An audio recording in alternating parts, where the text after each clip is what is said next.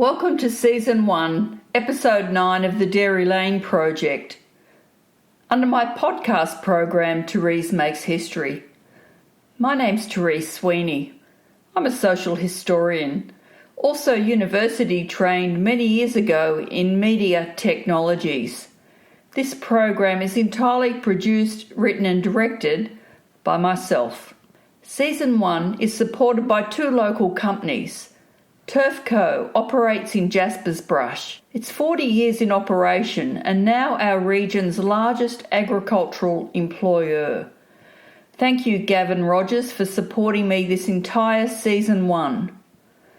Additionally, McGoldrick Estate Agents in Berry, a family dynasty operating locally since 1987. Tim McGoldrick came on board halfway through this season and I'm so grateful.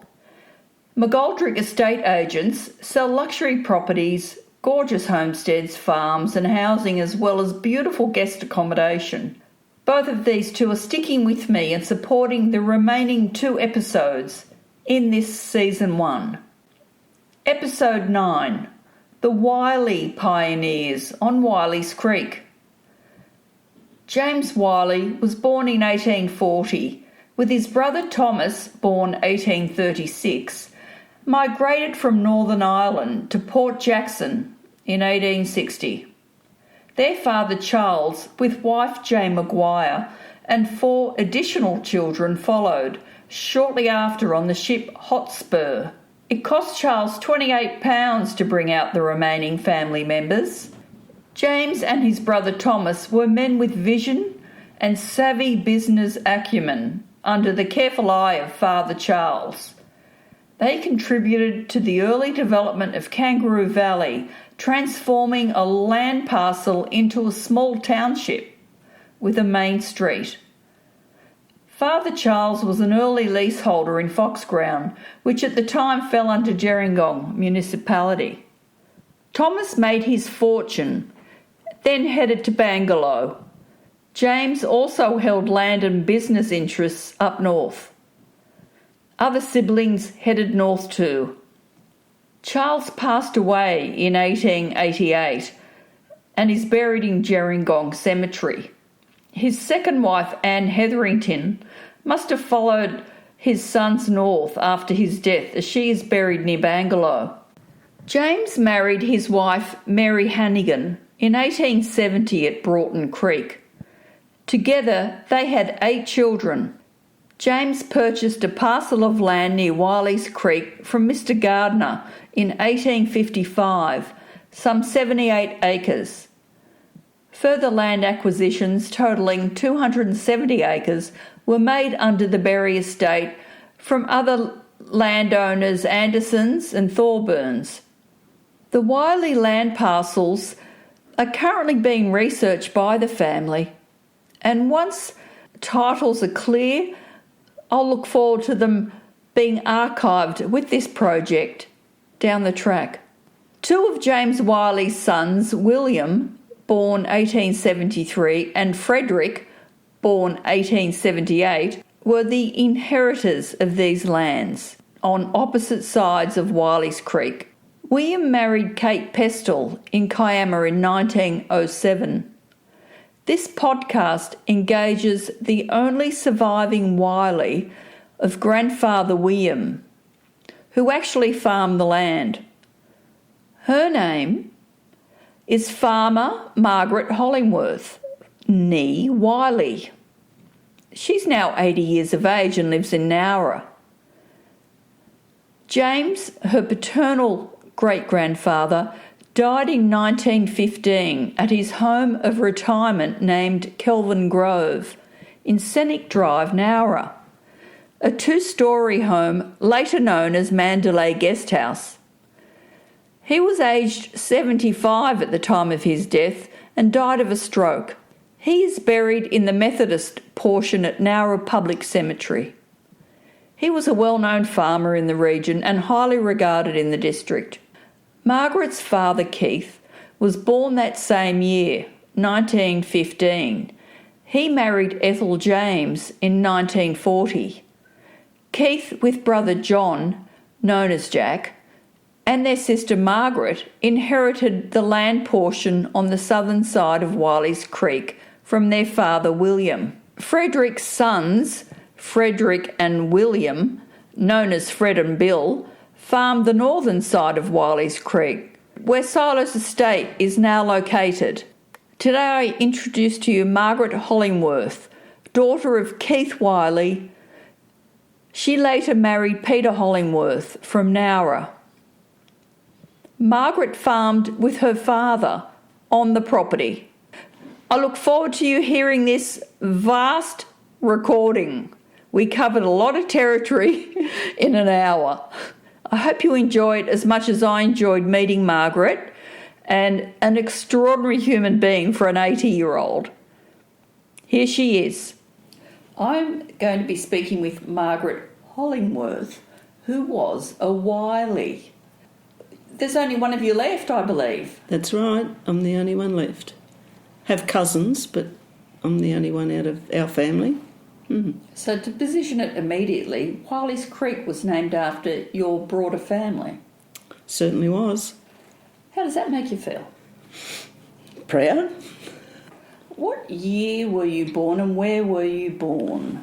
I was born in Nowra in 1944 at the Edmund Hospital. And what was the Edmund Hospital? Where was that located? It was in Junction Street, Nowra, up near the showground. Now, a lot of people were born there.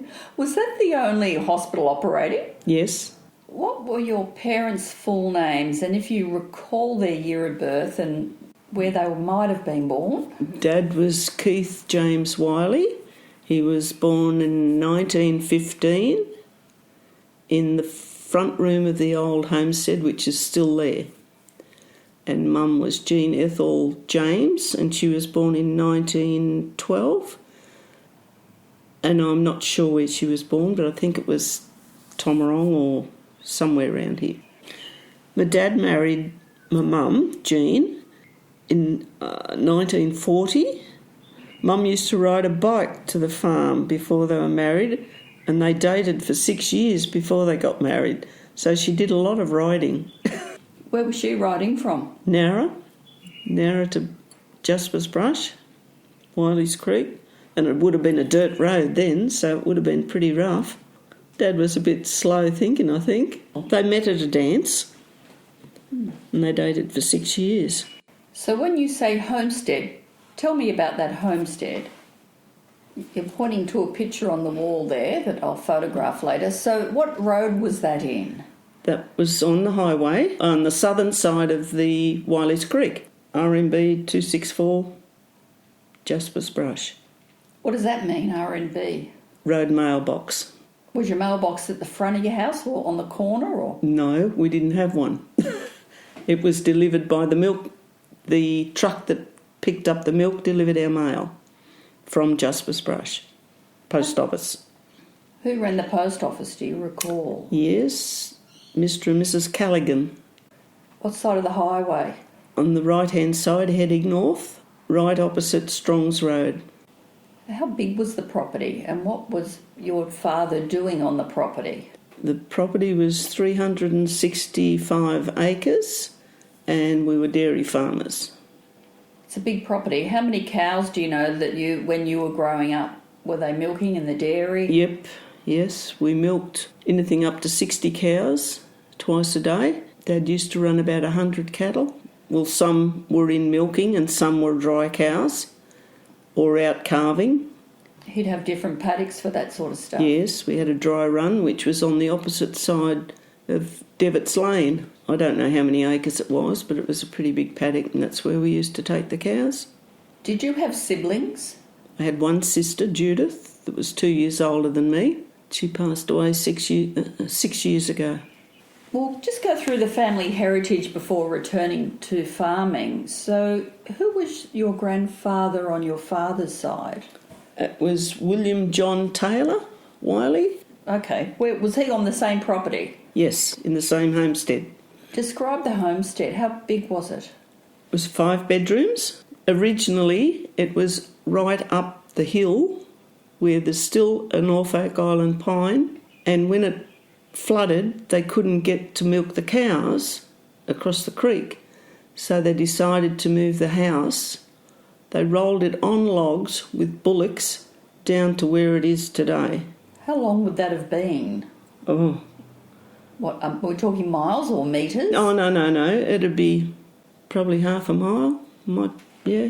How did they do that? I don't know. Across the creek, and then they bought a barn down as well, rolled it on logs and put it where it is today. Dad told us that. That was before Dad was born.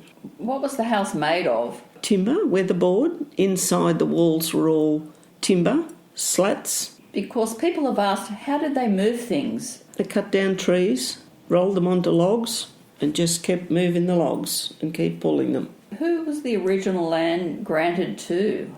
How many generations are we talking? It was back to my great-grandfather. He migrated? Yes. My great-grandfather came out from Ireland. He landed in Port Jackson in January 1860. He came aboard the Alfred with his brother Thomas, and they left Liverpool on the 18th of October 1859 and arrived in Port Jackson the 6th of January 1860. James was 19 and a labourer, and Thomas also a labourer, and he was 23. And they come from Drumorne County, Tyrone, Northern Ireland. James' father, Charles, applied for and was given a Crown grant of 96 acres in Kangeroo Valley. He came out after James. What was his name? Charles. And they came out after the others with 4 children on the hot spur, and it cost them £28. You don't know the 4 children? Yes. Elizabeth, Isabel, Charles and John. For a short time they stayed in Kiama before making their home at Broughton Village.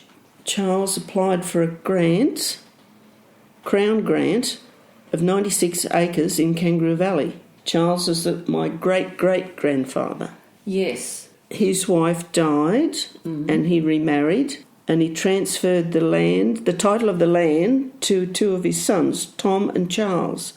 That was in Kangeroo Valley. Yes. And he continued to lease Broughton Village until his death in 1888. And then Thomas and Charles in Kangeroo Valley subdivided 96 acres in Kangeroo Valley into 274 blocks, which was auctioned off at the Steam Packet Hotel in Kiama on the 9th of January 1877. And within a short time the township grew, and there were several stores, 2 churches, 2 banks, 2 hotels, a blacksmith, public halls and a saddlery. They established Kangeroo Valley as a township. Where did they go after that? They would have made a bit of money. They continued to farm at Broughton Village when they sold and moved to the north coast to Bangalow. When did they go, do you know, to Bangalow? 1895. Okay, so who was your great-grandfather? William John Taylor Wiley, who was Dad's father. He married Kate Pestle. Yes. They lived in Maru, had 5 children. The first infant died, was Hazel. Another infant died, was Keith. And then there was John, my dad Keith, and Margaret. So he's got land at this stage? Yes. James farmed the land, which was my great-grandfather, purchased by Robert Gardner in 1855, 78 acres. Another 278 acres were acquired from the Berry Estate and adjoining farms, the Thurbans and the Andersons, which were over the hill towards Strong's Road, the other side of the creek. So how many kids did James have? There was Robert, Jane, Frederick, Elizabeth, Isabella, Sarah and Millicent, and William John Taylor. Yes, he married Kate Pestle at Kiama in 1907. They both passed away before I was born. So your father inherited the land? Yes, with his brother and sister. So did they all farm the land? Yes. Dad's sister died. She was only very young, I don't know. I think she died from appendicitis. And then he farmed with his brother till 1972 when Dad retired. But before that, his brother wanted to get off the farm, wanted to leave the farm and retire. So Dad had fellows working for him, and then he had trouble getting somebody, so he asked me to work for him, and I did 2 years full-time on the farm, from 65 to 67. Did you have to buy into the farm? No, I just worked. I got my 3 meals a day, a little pay, and free petrol. But I was too busy working, I didn't go anywhere. Where were you living? At home. I lived at home till I got married. So the homestead, do you know who built the homestead? No, I don't. I don't know who built it, but I know it was called Hazelville because there was a plaque on the front door wall, and my Uncle Jack took it when he left the farm, and I don't know where it is today. Where did the labourers live? Dad's sister had a little house that his father had built on the hill, and his sister lived up there, and then when she died, her husband and the children moved, and anybody that was helping Dad lived in that house. You must have decided to stay milking then because you're on the farm, because some people didn't, did they? No, well, Dad wanted help, and I thought, I'll just, because I used to work in town in the sports store, and I thought, oh, yeah, here's my chance. Of course. Best life, best years of my life. Up at 5, and when you hit the pillow at night, you slept. Describe a day to me, and what you were learning. You'd get up at 5, and you'd go and stoke up the fire and the copper in the dairy to get the hot water to run through the machines, to clean the cows, bring the cows in, milk 60 cows. Then Dad would put the cans onto the trailer, and I'd take them down to the road and wait for the truck to come and pick up the full ones and bring back the empties. And then we'd come home, you'd feed the chooks and the calves and come home and have a hot breakfast. Be back out in the paddock, you'd either be ploughing or cutting lucerne or sowing corn or filling the silo or baling hay. There was always something to do, and then you'd come home and have a hot lunch, 3-course meal. Back out, you'd have to have 40 winks after that, have a little sleep, 20 minutes, and then back out, milk the cows again, all over again. So let's focus on the technology. Were you mechanised when you were working? Yes, we had. Let's talk about a bit of that. So you'd have machines, and you had to put the cups on the cows. So wash the cows' udders first, put the cups on, then go to the next one and do that. And then when they'd finished, you'd take them off, rinse the cups, put that cow out, bring another cow in. Same old routine. Wasn't much fun when it was stinking hot because the cows would come in and breathe down your neck, puffing and blowing because it was hot. So was there any major issues with the cows when with you on the land?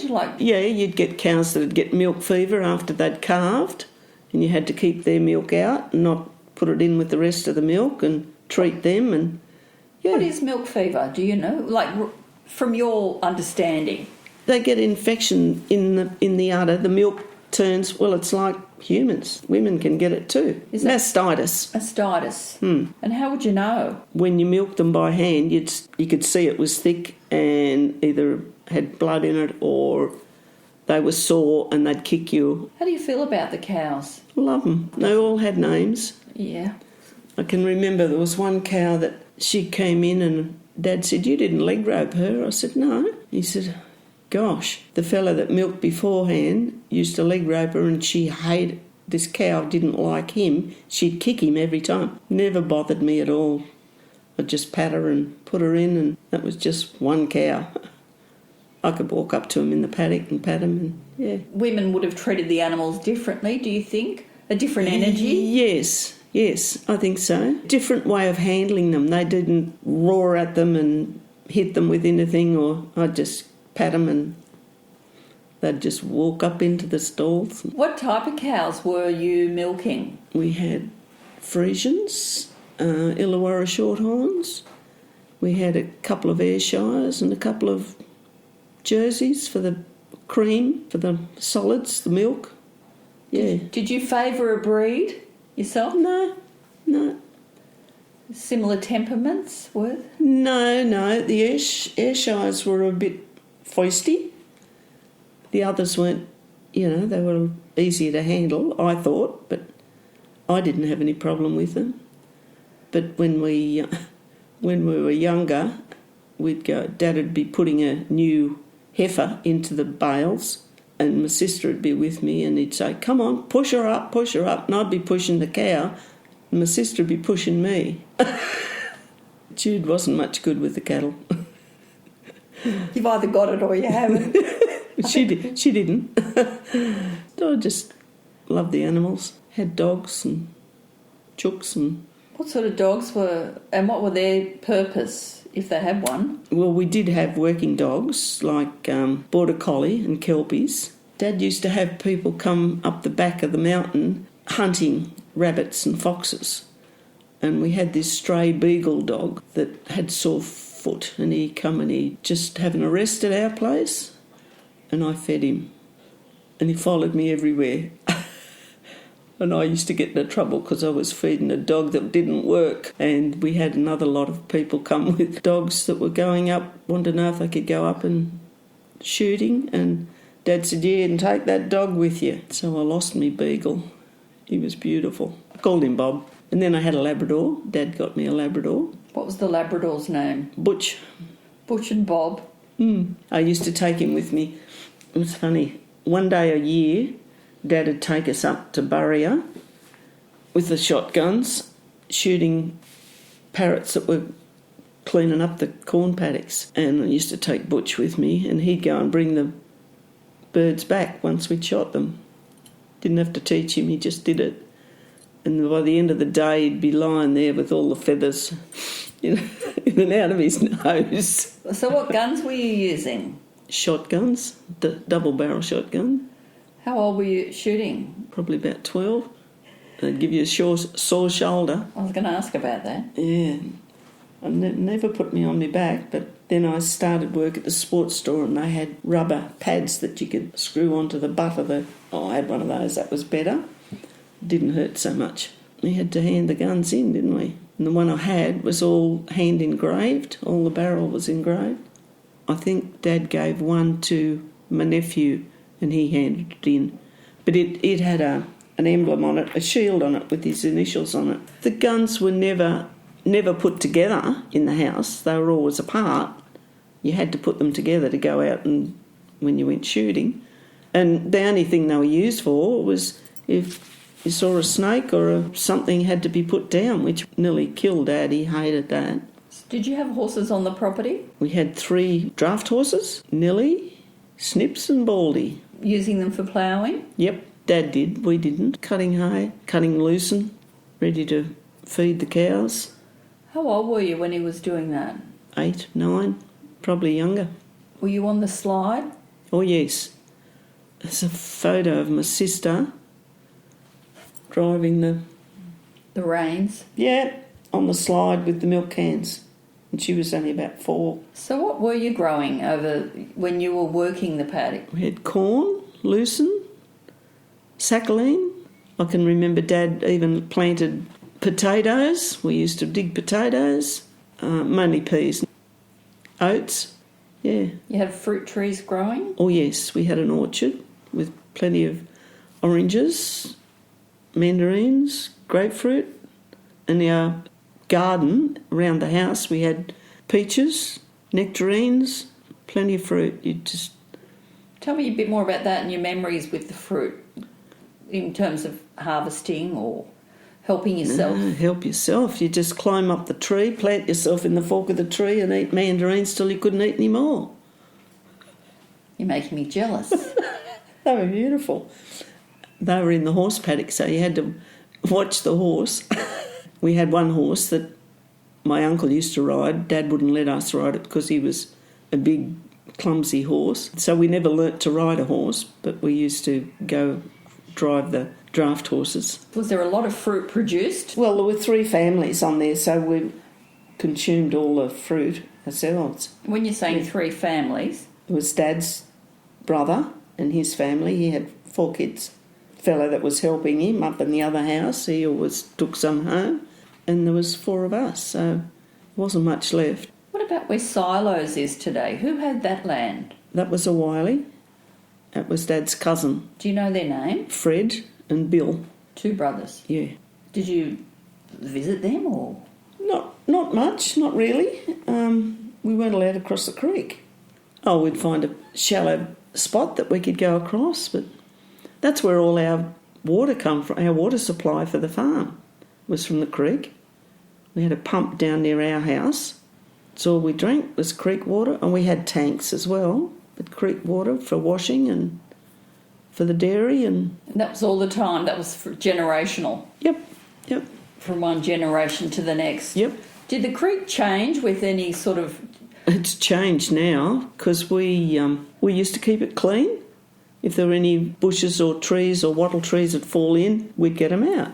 We'd pull them out and keep the waterway clean. Now you can't even see the creek. It's just so overgrown, and they wonder why it floods.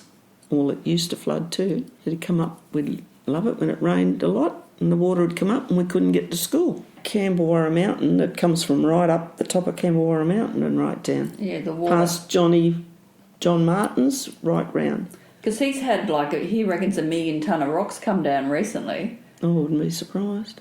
It's unimaginable. So that would change the course of the creeks, of course. Yeah. Well, when they put the new bridge in, which has only been in a couple of years, drove past there one day and they'd filled the creek with all these massive big boulders. Where the heck is the water going to go? I just can't believe engineers are so stupid. And then, when they did have a lot of rain, the first lot of rain they had, it went across the highway. It had never been across the highway as long as I've known, ever. So tell me, when it did flood, what are some of your memories then? It had come across in front of our house, the one on here.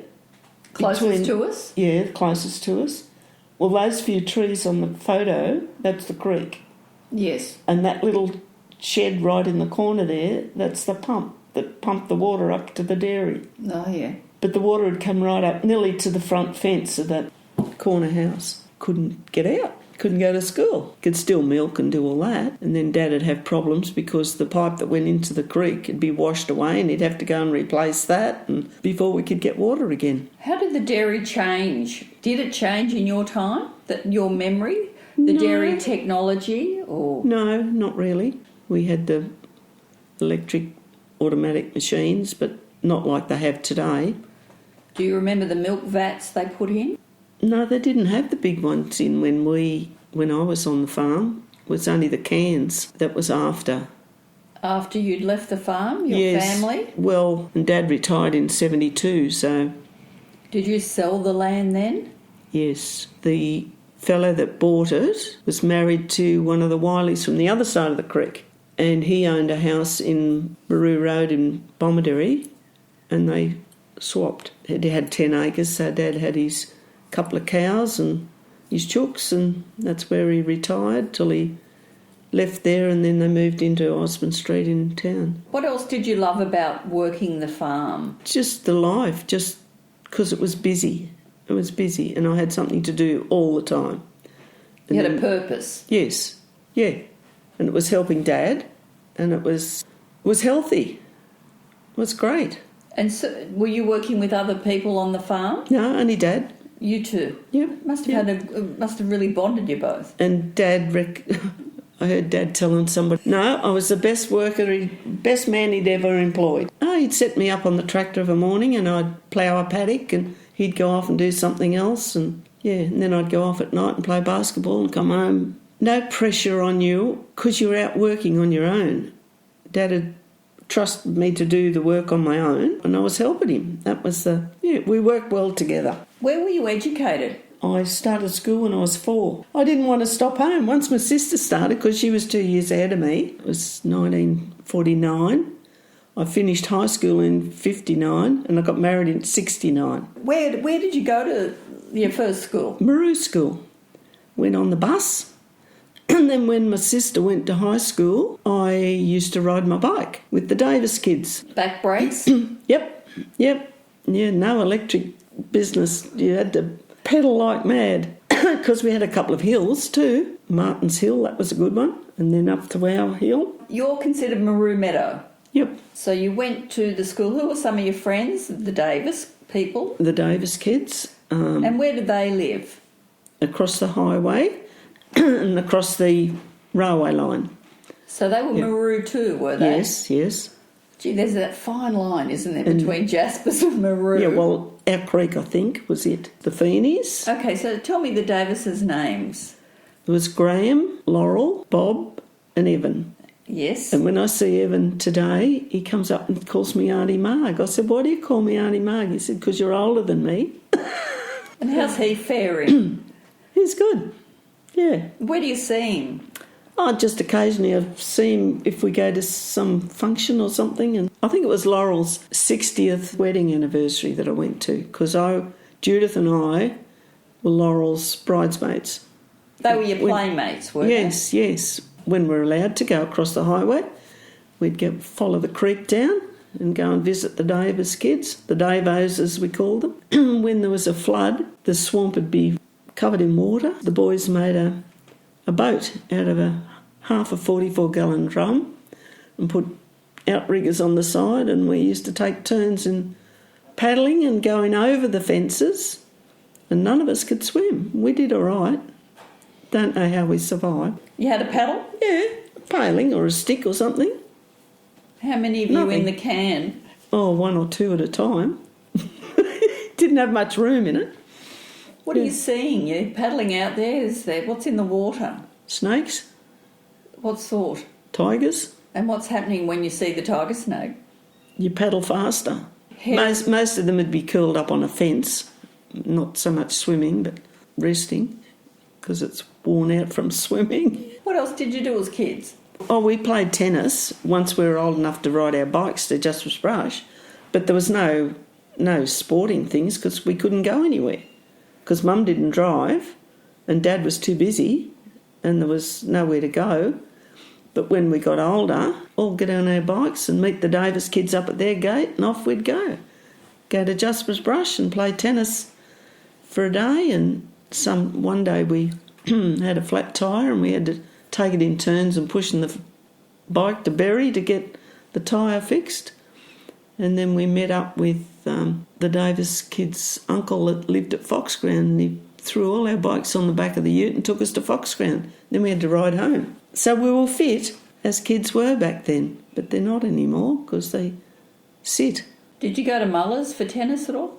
No. Used to go to Muller's for the Sunday school picnics and have races. And Were your family churchgoers? not really, but Dad was the treasurer of the Maru Church, and we used to ride our bikes to Sunday school. There wasn't many church services at Maru. We'd go to Sunday school. Who was your teacher there, do you recall? Yes, Reg Radford from up Divots Lane. And what sort of person was he? Did you like him? Or? Very quiet, tall man, very quiet, softly spoken. Yeah, lovely. Who were your neighbours? Did you... Well, the neighbours up that lane, well, we didn't go up the lane much, Divots Lane, only across it to get the cows and bring them back. The only place you'd go would be in town to shop, get your groceries. But then again, grocery shop in Berry that he used to call in, pick up an order, fill the order and bring it back and deliver it in the afternoon. So on his way, he lived in Nowra, and on his way back home he'd deliver the groceries. And who's that? It was Harold Mannell. Did you ever go on the milk runs? No. In the truck? No, we used to torment the milk truck driver. When we went to the Davises, they had an old ute. It was the oldest ute I think I've ever seen. And we'd put the milk cans on the back, and all the kids would pile on and take the milk up to the road and put it on the stand, and we'd put one empty can in amongst the full ones. Of course, the poor driver would pick it up, hit his head on and then we'd all take off. Yeah, things like that. That was our fun. Didn't hurt anybody. But And where did the milk go? to Bomaderry, to the milk factory. Did you ever go for a walk down there? No, too far to walk. You never saw the end product? No, we used to drink it straight from the cow. We didn't have any bottles. Dad would bring down a bucket of, or a billy as he called it, a small bucket of milk every morning from the dairy, and we used to and I still drink milk today. I buy 4 litres a week. Yeah, we'd have a hot breakfast. You'd have porridge, plenty of. I liked it nice and thick, and then we'd have bacon and eggs on toast that was cooked on the open fire. Nice thick slice of toast, marmalade, and that got you started for the day. And then off you'd go. Were you helping as a kid before school? No, because Dad had his brother there then. So you say his brother, you don't say uncle. Uncle Jack. What was he like? He was quiet, nothing like, Dad was a quiet man too. Jack was a big man, but he didn't talk much. We didn't have a lot to do with him. We'd go up and play with the kids. I can remember one of them, 2 girls and 2 boys. There was John, Max, Sylvia and Catherine. Somebody gave Dad a lamb. The mother wouldn't feed it, so we fed this lamb. And as it got bigger and bigger, it used to follow us around. And one of the cousins, I think it was Catherine, got on its back one day and decided to ride it down to our house. And we said, "Come on, get off." She said, "I can't, I've got my toes stuck in his feathers." Yeah, that's my memory of sheep. You have any other animals that you produced? You've got your eggs. Oh, yeah, we had chooks and ducks. What sort of ducks? Muscovy ducks. At one stage, Dad had Indian runner ducks, but he didn't like them because they didn't have enough meat on them. Used to kill our own chooks and clean them and eat them. What about the ducks? What were they good for? Oh, you eat them too, they're nice. I like duck. Stronger flavour, but it's nice. There was always a few wild ducks around the creek. Across the creek, the other Wileys, they had turkeys. And occasionally you'd hear the train going by, blowing its whistle, because the turkeys would be on the railway line. And then you'd hear, come on, feathers going everywhere. So the railway line was what station? Between Bomaderry and Berry. So there was a railway at Jasper's Brush. Yeah. Is that the only railway between those two? Yep. And you'd hear the steam train? Yeah. Blow the whistle. Unbeknownst to Mum and Dad, we used to, with the Davis kids, we'd go for a walk along the railway line towards Bomaderry. And then somebody would say, "There's a train coming," and the big kids going everywhere. Mum would have a willy if she knew half of what we've done. What else did you do for entertainment as your little group? Not a lot. We didn't see them much because you spent most of your time at school and because the Davis kids had to work too. They had to help their father. He didn't have any help on the farm. And they were dairy farming? Everyone was dairy farming? Yeah, it was all dairy. And you had a silo, one? Yep. Yeah, one silo. How far off the main highway were you? How far up? You can see it from the road, see the houses from the road. The silo's still there, actually. What do you think of the silo when you're not a lot of room in them? Oh, we had I spent a lot of hours filling that silo. We'd have the harvester would come. Feeney's did some of it. I don't know who else did the other one. And they'd bring the big trolleys in and you'd have to shovel it or pitchfork it with a big fork onto the conveyor to fill the silo. I had muscles on my muscles. We worked hard. Dad would get us in the silo to spread it, or then we'd have to get in it to empty it, shovel it out the other window to down into the trolley to feed the cows. Did you have feed stalls? Yes. Yeah. We had about 10 or 15 on either side, so that was about 30. How would that work every day? The trolley would come on the track, would it? Yeah. We had a railway line up the middle between the 2 stalls, and you'd shovel the insulage out of the silo into that trolley. Then you push the trolley along and shovel it into the feed bins and then let the cows in, and then you do it all over again. Ever have any drought? We did have a hailstorm out there too one night. The next morning the whole paddock, the whole house, everything was white, and the newspaper came out and took a photo of it and put it in the newspaper. It just looked like snow. Yeah, it was a massive hailstorm. How long ago was that? 50 years ago. Did you bury corn? No, all went into the silo. It was good to get in there with bare feet because it was hot. It was warm. You bury your feet in the insulage and it was nice and warm. Smelly, but it was warm. We had to spread it and we'd chase each other round and round and round and round, tramp it down, and it'd be coming in through the chute, through the top, and you'd be trying to get out of it. And it was all good fun. Did you think you were poor? Were you poor? We didn't have much. Mum made our clothes until I started sewing, and then I used to make my clothes I used to make my own kids' clothes. We never went anywhere. Only, later years, when I was a teenager at high school, we had dances at Maru. Mum and Dad used to run dances and raise money for the ambulance and the hospital. And then they used to run dances in town, raise money for the Olympic pool. Mum used to train debutantes and teach dancing. Mum ballroom dancing. We learnt to ballroom dance, and we used to help teach the boys. It was a shame when they knocked that Maru Hall down. It was a lovely little hall. We used to have dances there all the time. We had our concerts there from school. They'd put on a play. Did you feel like you were living in a little village? It wasn't like you didn't see many people because we didn't go out much. You always working on the land. Always working, yeah. Dad would get a Sunday afternoon off and his brother would do the milking. And then the next week Dad would be milking and his brother would have the weekend off. You know, it just worked. That's all you did. That's all you knew was to work.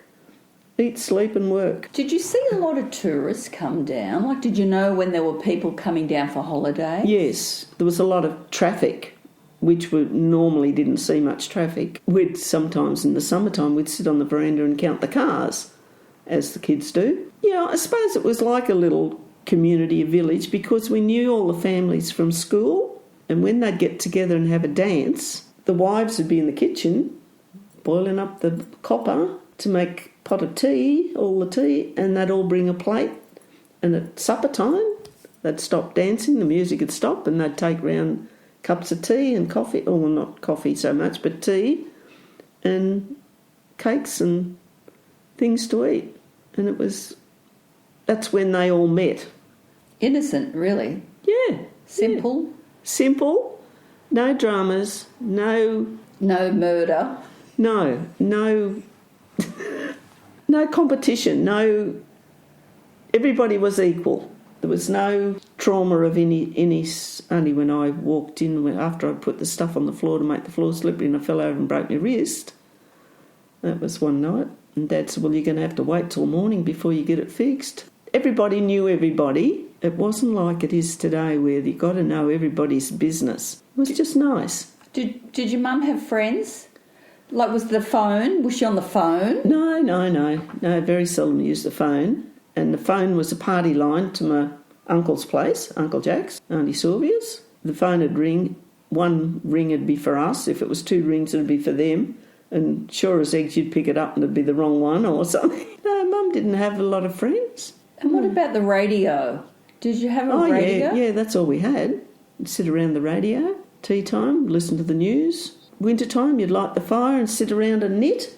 I was still knitting and crocheting, and Mum taught us to sew. And you wouldn't be up very late at night because you were tired. Because you get up at 5 o'clock of the morning and you just have your tea, have your shower, or the one bath a week if you were lucky, because there was no hot water. You had to boil. It was washing day. You'd get hot water for the bath. We'd all take our turn in the bath. Did you have a big washing line somewhere? Yes, it was outside in the paddock with the props under it. Mum would go crook because the cows would come out and rub themselves on the prop and the sheets would be on the ground. And did you have candles or your? No, we had electricity. We'd have candles when there was blackouts. We've still got a lamp up there. We used to have candles if there was... So that's a kerosene lamp, is it? Mm-hmm. Blackouts would have been common? Not really. No, not very often. Bit of a nuisance. Well, we didn't have electric stoves or anything, so you could still cook. Everything was fuel stove and our hot water was from the combustion stove, so... What about your fridge? Was it ice? Oh, well, we didn't have a fridge to start with. We used to come into town and buy a big block of ice, have the ice chest. I don't know how we kept milk or kept anything, but we did. And you wouldn't shop every day because there was no shops. Did you kill beasts or was it delivered? Yeah, we used to... And how would you keep the meat? We didn't always kill. Dad had pigs at one stage and somebody up the lane, I don't know who it was, come and killed a pig and we cut that up. It was mainly chooks and ducks. No slaughterhouse? No. Do you think there would have been, though, on the property at some point? No.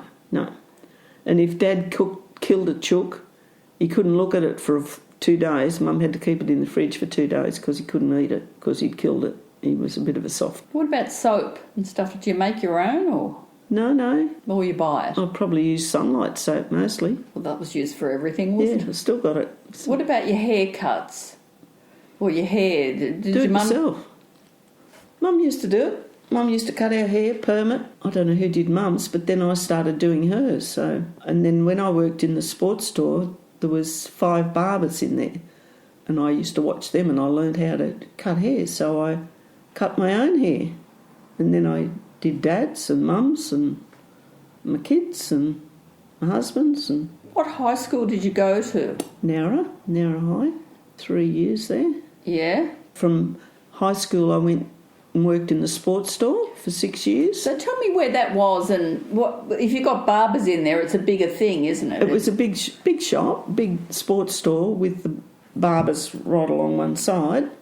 It had a ladies' barber and the 4 men. What was the address? Junction Street, 123, I think, Junction Street. Did it have a name? Yeah, Perring Sports Store. He sold it. He was an ex-policeman. He was a good boss. Hewlett's bought it, and Hewlett's owned Hewlett's Milk Bar, and they had 2 sons and a daughter, but the sons used to take it in turns of a month about, I think it was, in the sports store and in the milk bar, and they used to swap around. After a while I left there and went and worked. Dad just asked me, I've turned 21 the day I left work in town, and he asked me if I wanted to go and work on the farm. I said, yeah, I'll do it. The main employment was the paper mill, but I was lucky I walked out of school one day and into the sports store the next. So was that early sort of 60s? 59. What are you selling in the sports store? Everything from tobacco to greenweed for bait and prawns and guns and tennis rackets and fish hooks and trophies and you name it, we had it. Sports bags, were they in then? Golf? Yeah, we had golf clubs, yeah. Not much not flash golf bags like they are today. Yeah, because the merchandising is just mad now. But back then I wonder what sort of shoes you had. Like thinking of runners, what brand did you have? Volley. Yeah, exactly. Volley. Dunlop. Good old Dunlop Volleys. Well, we had a Dunlop shop next door to the library. Shop's still there, nothing in it. And they sold rubber and all sorts of things and the Volley shoes. But nothing like spikes for athletes or football boots? No, you had to go to the shoe shop for them. It was only the equipment. Oh, no, I went to the gym. I've always done something. I've always been busy. I played tennis and squash. So did you sell swimmers and things like that? No clothing. Tell me about the romance. I was still working on the farm. First night I went out, after 2 years of not going anywhere, I went to Piree to a dance. I went outside, his voice said, "Hey Margot." That was it. That was him. And what's his name? Peter Malcolm. Same name as the governor, the ex-Governor General, Peter Malcolm Hollingworth.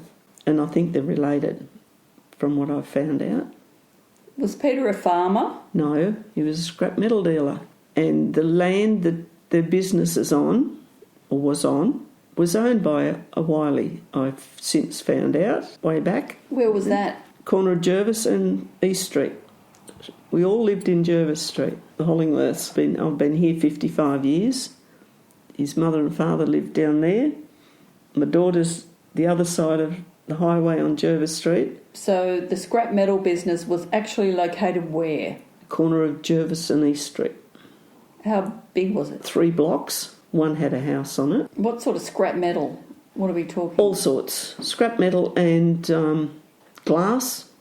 Anything that could be recycled. Pete's father started during the war. And what was his name? Jack. John Sterling was his name, and they called him Jack. And who did he marry? Enid Chamberlain. She had a brother and 2 sisters. Jack had a sister and 3 stepbrothers. They're all big, tall men, they were. Pete was a big, tall man too. Are these the Scottish? Yes. So his father started it during the war? Yeah, because he used to get all the scrap bombs and all sorts of things from out at the Albatross. What do you mean? Well, during the war there was shells from the guns and everything, the brass and all that, and he'd go and collect it and sell it. And it was recycled. That's how it all started. It was a training centre. Yeah, well... Still is, isn't it? Yeah. He had the contract probably, did he? And they made him a life member of the senior sailors' mess out there. He went us out there so much. Eldest daughter had her 21st birthday out there in the senior sailors' mess. So there was a connection with the Navy. Yeah. That's a nice connection. Mm. Now, was there a sailors' club? Didn't Pearl meet a husband at the sailors' club? Yeah, that was the White Ensign Club, which is about where the entertainment centre is, down Bridge Road, or a bit further along. And that used to be a hospital to start with, and then they turned it into the White Ensign Club. My dad was in there when it was a hospital with his cousin from across the road, and they'd had their appendix out, and they were out on the veranda in their beds, or on chairs or something, on beds I think, and watching people walk past, and the girl walked past, and of course one of them wolf whistled her, and she turned around and slapped bang into a pole. Of course that upset the sore stomach, didn't it? Okay, so you've married a Scot. Was it love at first sight for you both? Was for me, yeah. Yeah? Yep. Sorted that out pretty efficiently. Yep. And he loved water skiing and things like that, so I learnt to water ski, and we had a boat, and the girls, we'd get up at 6 o'clock in the morning. Come on, kids, get up, put your cozies on. We'd be in the boat up the river. Up the Shoalhaven? Yep. Ski till about 10 o'clock and then come home, and the kids would help Dad clean up the boat, and I'd cook brekkie, and we'd have a big bang-up breakfast then. Yeah. So we've always been sporty and done things, yeah. So you were introduced to the water in a different way? Yes. Yeah, it was good fun, skiing. And then we bought a caravan and we put it on site down at Lake Conjola. Lovely spot. Yeah, and we were there for years. We were the first ones, us and another couple from Nowra, were the first ones on site in the new caravan park down there. Had a great time down there. We'd go down every weekend, and yeah, you wouldn't see the kids from daylight till dark. Yeah, I'd get up early in the morning and I'd go fishing because nobody would annoy me while I was fishing. It was good. I'd go up the point and pull in a couple of blackfish. And did you swim yourself?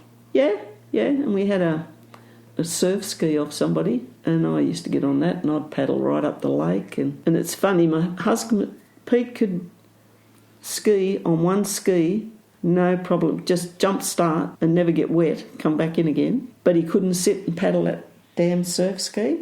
He couldn't get his balance. He had to leave his legs hanging on the sides. We couldn't work that one out because he could ride a bike and he could do ski, but he couldn't handle a surf ski. He just couldn't get his balance. If someone was pulling him along, he was fine.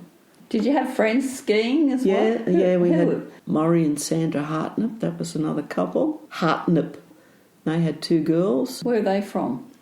They originally came from Bowral, but Maury's since died, and yeah, there's not many of us left now. There was a ski club, and they used to have big gala days. And... Well, you were part of that? Oh, yeah. And it would have been big. Yeah, big club. Yeah. It was great. And they'd have big days down at Broughton Creek. They'd have ski days down there with the jumps, and I didn't do that. I'd watch.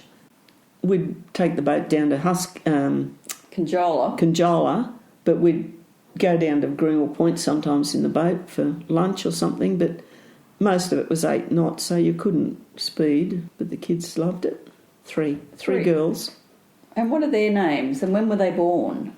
Kim was born in 71, Kim was born. Tanya was born in 73, and Tony was born in 76. Tony, girl. They're all girls. Toni. Yeah. Peter wanted 4 boys, and I said if we had any more, they'd be twin girls, I betcha. Because both my grandmothers were twins, and there's been no twins since. So we stopped at 3 girls. But Tony's a tomboy. She worked with her father. She's worked in the scrapyard all her life. Sold the business, so she's moved out to another scrap business. Where's that at? Out Flinders Estate, Nowra Scrap. Comes home covered in grease. Stuff? Yeah, stuff's right. And she lives here, does she? Yes, yeah. No, it's like the airport. She's touchdown refills and takes off all the time. Brings the washing home. How old is she now? 49 this year.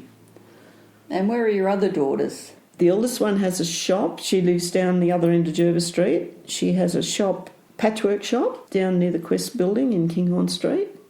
And Tanya worked at the hospital for 23 years. She had to give it away because she's losing her sight. In the kitchen, delivering food. Everybody loved her. They all knew her. She was loud and, yes, she's got the personality for it. She's great, but she's losing her sight. She's almost blind. And is that hereditary? Or Yes. which side? My mother's side. My sister's son, Stephen, he's blind. He's got a guide dog. Last year he won the Adaptive Pro Surf competition up at Byron Bay. He's nearly 60s, 50, late 50s. And he came second this year in the same thing, and he's just come back from Hawaii. He thought he'd go to Hawaii and give it a go. Come fourth. It's amazing. He was a radio announcer, and he had to give it away because he couldn't, everything went digital and he couldn't see to do it. I love the line dancing. Yeah. It is so good for mind and body, coordination. Where do you do that at? Shoalhaven Heads on Monday night at the club, and tomorrow morning, Wednesday morning at Bomaderry Community Hall. I'm just writing it down. Monday night? Monday night. What time? 6 till 8:30. God, that's a while, isn't it? Oh, yeah. Do you have a warm-up? Yeah. And Wednesday? Wednesday morning, Community Hall, Bomaderry, Oh, yeah. from 10 till 1. Laurel Slater's our teacher, Yeah. and she's great. But we have so much fun. I mean, some dances you just don't get, but you bluff your way through it and have a laugh. Do you have to wear boots? No, wear sneakers. People wear sneakers and boots. I wear riding boots because I've got a crook foot and it just keeps my ankle in line. I've always danced. We've done ballroom, and What was your favourite ballroom dance? I love the jazz waltz, foxtrot. I just like them all. Mum and Dad used to run the dances to raise money, but they also gave exhibitions at balls. And Mum used to train debutantes. So when you say exhibitions, so there would be a ball and They'd come out and Mum would have beautiful dresses and Dad would wear his tails. We used to dress him, put all his studs in his shirt, and they used to give the exhibition, and Mum taught Dad to dance, and we've always danced. And I just love music. Yeah, that's the thing, the music. See, it's quiet here now. If I was here on my own, the music would be going. I'd sit and knit and crochet, or I'd forget about it and I'd go out in the garden, or I used to mow the lawn until just recently, and the girls told me, "You're not mowing the lawn anymore." Granddaughter, she's 17 and she's 6'5". Tell me about your grandchildren. How many do you have and who are they from? What daughter? Kim has 2 girls. Kim and David have 2 girls, Madison and Morgan. Maddie's 20, Morgan's 17. Tanya's divorced. She has 2 children, a boy and a girl. Jack's 20 and he's 6'6" or something. And Molly, she's 17. She's at home. She left school because she was bullied. Yeah, so she's doing courses on the computer at home. I mean, when you think back, there were bullies when we were at school. You walked away from them, and they get sick of it after a while. And how long did you date your husband? 2 years. 2 years, and we bought this little house. It was only a 2-bedroom weatherboard house. I turned up here after we'd bought it the first day, and I walked in and I nearly had a fit. He'd knocked all the walls in because they're all plaster and all caved in, so that's where we started from. And it just grew after 5 years. And now I'm rattling around here on my own. Where's he? Passed away 4 years ago. How old was he? And what did he pass? 74 he was. He had emphysema. He was a smoker. Yes, he was a smoker, and he just didn't stop. How many a day was he smoking? Not many. Didn't have to smoke many. Once you've got emphysema, you've got it. It just deteriorates. And he wasn't very active, and he was on oxygen for 24/7, so he couldn't do anything. How long was he on oxygen? Well, he wasn't well for 10 years, so he was on oxygen for about 3 or 4 years. Were you nursing him a bit? Yeah, he was here, and you'd see him walk out the door with his handbag, as we called it, his portable oxygen, and You go down to the backyard and lean on the bonnet of the ute, and next thing you'd see a puff of smoke come up. And the doctor said, "You're not smoking while you're on oxygen." He said, "I've learned how to do it." How he didn't blow himself up, I don't know. It's a difficult drug to kick. It was hard to watch. Yeah, it must have been. Yeah. That's sad. Where's he buried? Out at Warragee. Has he come and visited you? Well, it was funny because it was exactly 12 months after he'd passed away. I've got an alarm system in the house, and there's a light in my bedroom when it's all secured. And I woke up at 4 o'clock in the morning and the light wasn't on. And I thought, there's no kids, nobody's up. I walked out, the back door was wide open. Normally I'd be panicking, but I just said, "Dad's just come home." And I go out every Saturday and talk to him. Yeah. Well, they're there. He's there. Keeping an eye on you.